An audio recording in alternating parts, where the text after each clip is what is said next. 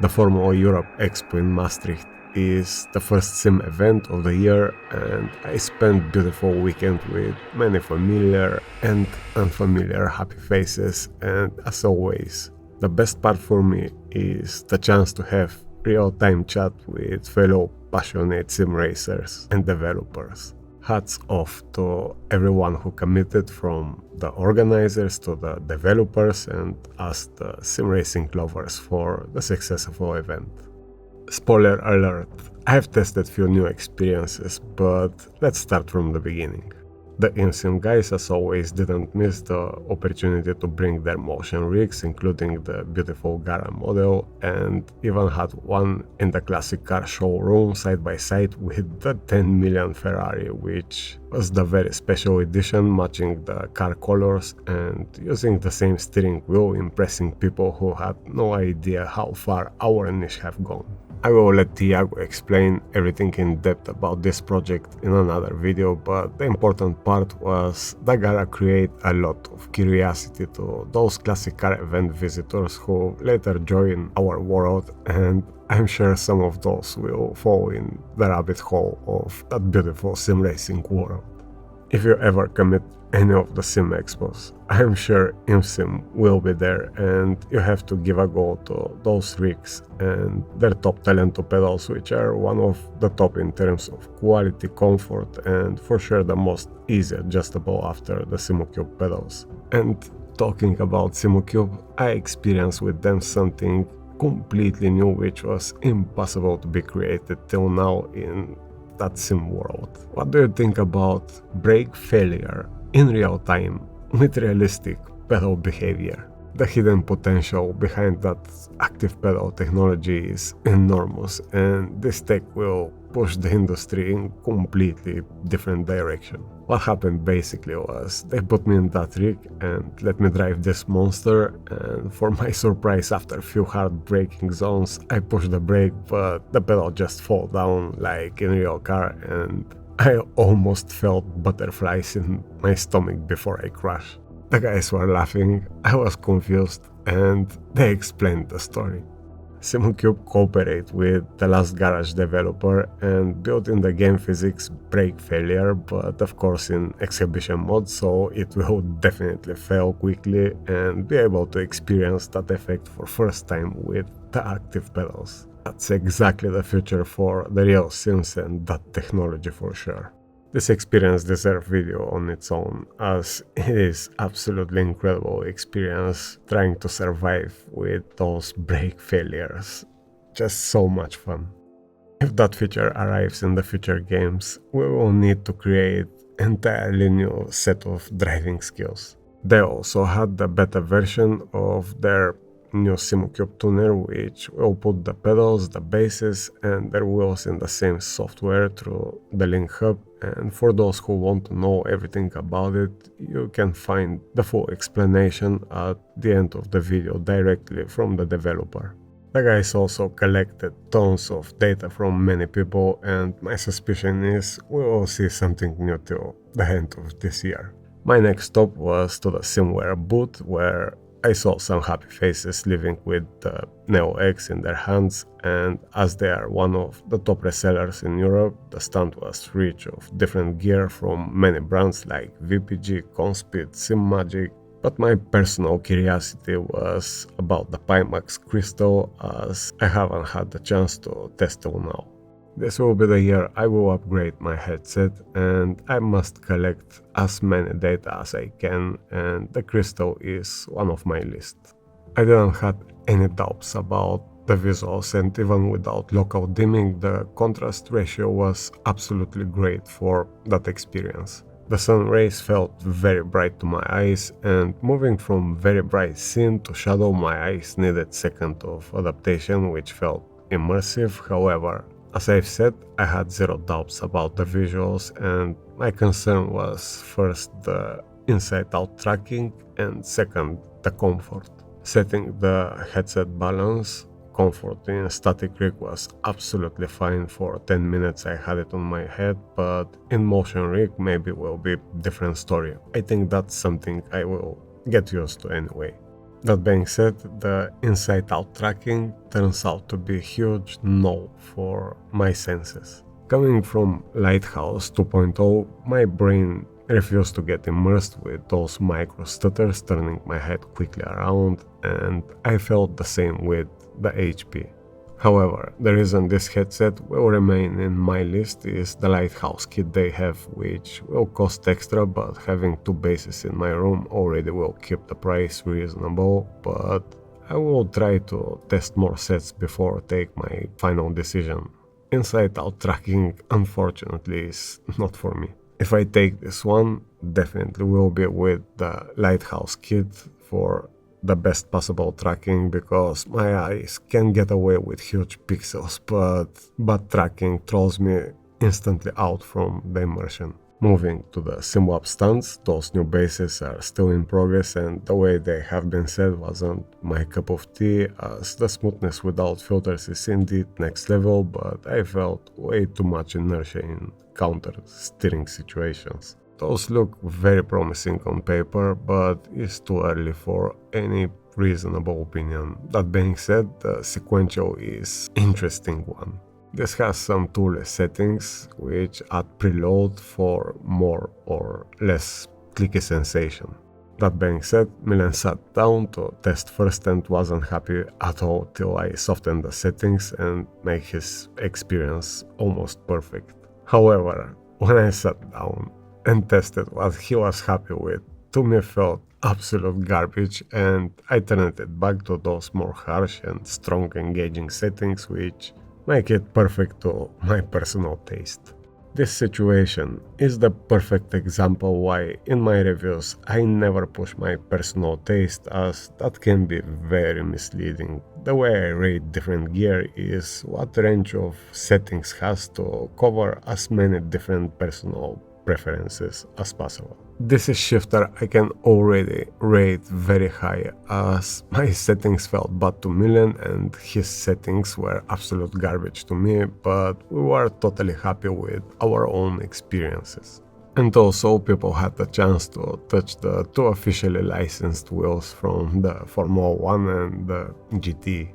And talking about wheels, Gomez never missed those events and had the entire line on the table. Those have been very impressive forever, and I'm happy to see the dedication from Gomez team to fly from the other side of the globe and give chance to us to touch his work in person. I also heard they are working on two new projects, so let's see what's coming this year. On the other side, Asher had his corner too, with the old models and the new McLaren series, the Cosworth model from Simware, also fully open or ready to test in the Urush LMP rig, Actu Racer with some crazy setups, Zens with their wheel and dashboards line, and the ultimate extension kit from Gittile.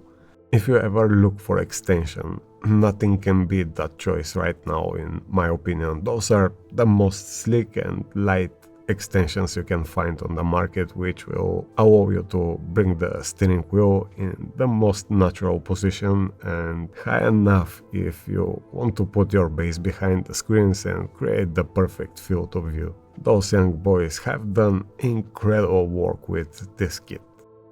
Then there was more crazy rigs to mess with, but as you know, I'm not Formula fan at all, so I jumped for rally experience and I never expected to be overtaken in rally stage. I'm kidding, of course, but I was happy to see Overtake team having their stand and a beautiful race car in the middle, giving unique experience to many people sit in and dream for a minute. Unfortunately, I couldn't cover everything, as the classic car show distracted a lot from my attention, and that was for sure another historical experience seeing some of my all-time favorite cars, but that's another topic and is really something to see with your own eyes. Those 2 days there just fused together and will definitely create beautiful memories. Now, as I promised, for those who want to know more about the new Simucube software, here is what the developer have to say.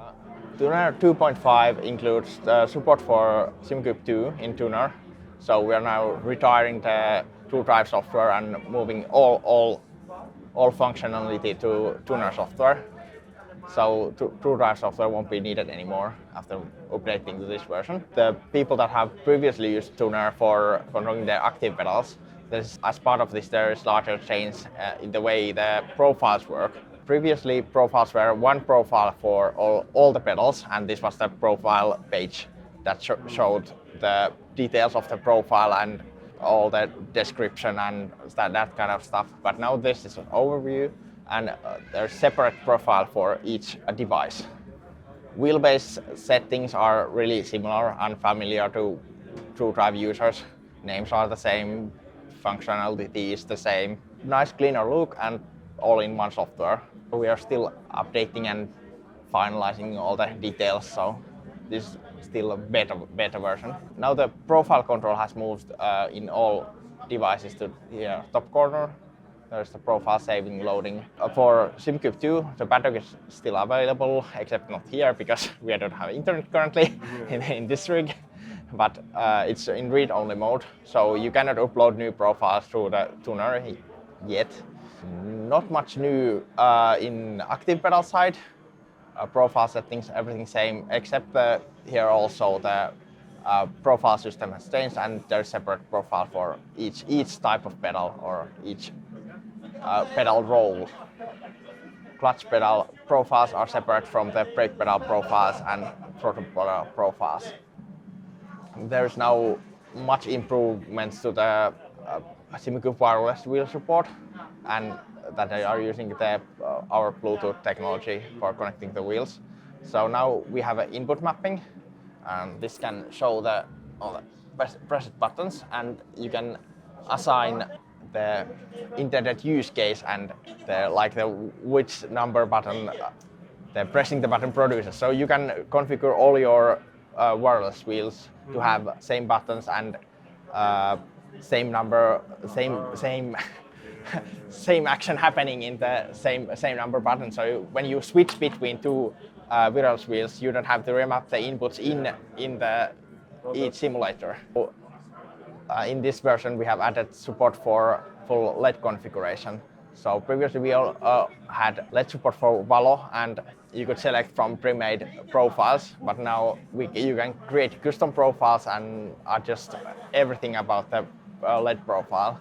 So there are all the effects that we have, like different situations when the LED effect should show up, and what can we, for example, traction control activation. This is now these LEDs, and they're blue color, and we can test them. They show up in the wheel and here, but we can just change that. Okay, we should use also these LEDs, and we can set them to, for example, red. Okay, now we have those. We can also add this now only static effect, but we can just make them blink or flicker, glitter, breathe. And we can even change them to breathe like between two different colors, and on top are the what effect takes the priority using and how they should behave. We have a separate configuration for when the actual shifting should happen. This has been there already for a while. Like here you can set what's the RPM that the first shift lights appears and when the last one, and when they should start to blink or whatever you configure. And this can be car specific, so you can add different configurations for your car so they let's work correctly. That it will detect what sim and car you are using, and you will also remember that what you used last time. So this is the previously driven car, and if you want to use this currently selected profile for this car in the future, you just click here and enable it, automatic profile switching. So you can have many profiles and no hassle with the switching between them. What else? Oh right, we also made for those people that don't want to use the automatic profile switching, we already made a feature for creating shortcuts, like desktop shortcuts that switch to specific profiles. So if you have good setup of I want to use these profiles, you can use this button here, and you can create a desktop profile. we have been developing that Simucube API for games to allow games to give us like direct control to the pedals. So games can produce new effects for the pedals, not just provide us telemetry and then we write the effects. So we have been working on it. It's not really released yet, but we have sent the code and stuff to multiple game developers and other parties to test it out. We made with the last Courage, we made like tech demo of just creating a simple effect using it. So I can actually show it. It's a like brake fade effect. So that when you overheat the brakes, brake pedal will become more soft.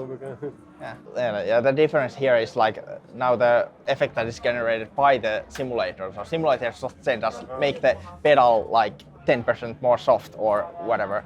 So the simulator is actually in control of the effect. There will appear another bar on top that shows when the effect starts to activate. No, it doesn't break though. Oh, that's great.